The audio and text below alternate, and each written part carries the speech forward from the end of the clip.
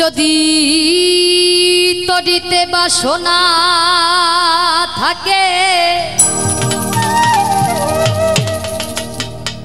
ওরে ধর রে মন সাধুর সঙ্গ